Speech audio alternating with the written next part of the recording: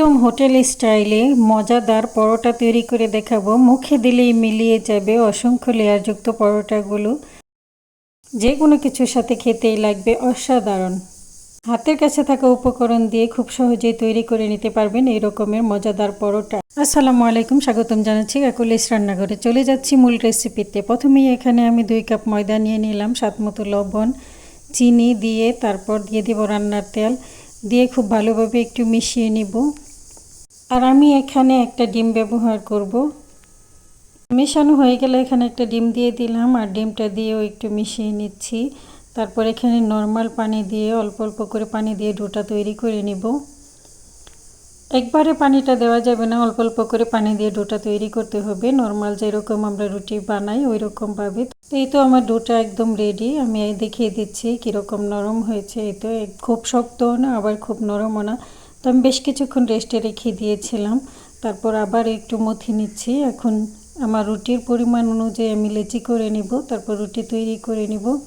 তো আমি একটা রুটি তৈরি করে নিচ্ছি, উপর থেকে ময়দা ছড়িয়ে দিয়ে রুটিটা বেলে নিব। তো আমি লম্বালম্বি শেপে রুটিটা তৈরি করে নিয়েছি।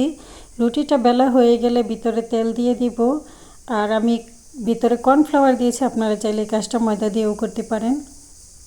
তো কর্নফ্লাওয়ারটা দিয়ে ছড়িয়ে তারপর আবার একটা বাস দিয়ে দিলাম এক পাশ থেকে। তো এই বাসটার উপরেও আমি তেল মেখে নিলাম, তারপর আবার ওইখানে আমি কর্নফ্লাওয়ার দিয়ে দিলাম।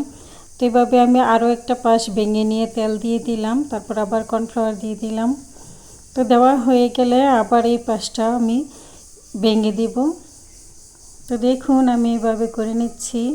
তো এই তো আমি এইভাবেও একটা বাস দিয়ে দিলাম, দিয়ে তারপর 2 হাতে টেনে একটু লম্বা করে নেব। এই তো দেখুন, একটু খেয়াল করলেই বুঝতে পারবেন। তারপর হাতে এইভাবে আমি ঘুরিয়ে পেঁচ দিয়ে দিলাম। তো এই তো আমার একটা তৈরি হয়ে গেল। তো এইভাবেই আমি সবগুলো তৈরি করে নিব। তো এই হোটেলেও এই ডোগুলা রাখা হয় তেলে, তো আমি এখানে বেলে নিচ্ছি শুকনো ময়দা ছিটিয়েই। তো বেলার সময় আপনারা চাইলে তেলটাও ইউজ করতে পারেন।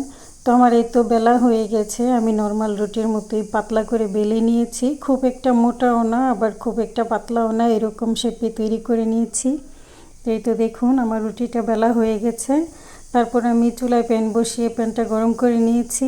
তো প্রথমেই আমি তেল দেইনি, রুটিটা এপাশ ওপাশ ভেজে নিব, তারপর আমি তেল দিব। যারা তেল পছন্দ করেন না তারা চাইলে এইভাবেও রুটিটা ভেজে খেতে পারেন তেল ছাড়া। তারপর যারা তেল দিয়ে খেতে পছন্দ করেন বা ঘি দিয়ে খেতে পছন্দ করেন চাইলে এখানে ঘি দিয়েও ভেজে নিতে পারেন। আর অসম্ভব মজার হয় এভাবে ভেজে নিলে। তো এপাশ ওপাশ উল্টে খুব ভালোভাবে লালচে করে ভেজে নিব। আর এই পরোটাটা যে কোনো কিছুর সাথে খেতে পারেন, যেমন হালুয়া, হাঁসের মাংস, গরুর মাংস, ডাল, সবজি ভাজি বা চাটনি, যে কোনো কিছুর সাথে খেতে দুর্দান্ত লাগবে। আর অসংখ্য লেয়ার তো ভিতরে হবেই, মুখে দিলেই মিলিয়ে যাবে এই পরোটাটা। তো অবশ্যই এভাবে একবার ট্রাই করে দেখবেন। যদি আজকে আমার এই রেসিপিটা আপনাদের কাছে ভালো লেগে থাকে তবে একটি লাইক, কমেন্ট এবং শেয়ার করে পাশে থাকবেন। আর একটা ছোট্ট ফলো দিতে ভুলবেন না কিন্তু। তো আমার সবগুলো পরোটা আমি তৈরি করে নিয়েছি, আর আপনাদেরকে আমি ছিঁড়ে দেখিয়ে দিচ্ছি ভিতরটা কতটা লেয়ারযুক্ত হয়েছে আর কতটা মজার। যে পরোটাটা একবার না খেলে বুঝবেনই না। তো আপনারা যারা আমার রেসিপিটা দেখে ট্রাই করবেন অবশ্যই আমার কমেন্ট বক্সে এসে জানাবেন যে কেমন হয়েছে। আপনাদের একটা কমেন্ট আমার কাছে মহামূল্যবান। আর আপনাদের যদি কোথাও বুঝতে অসুবিধা হয় কমেন্টে জানাবেন, আমি উত্তর দিয়ে দিব। সবাই ভালো থাকবেন, সুস্থ থাকবেন। আল্লাহ হাফেজ।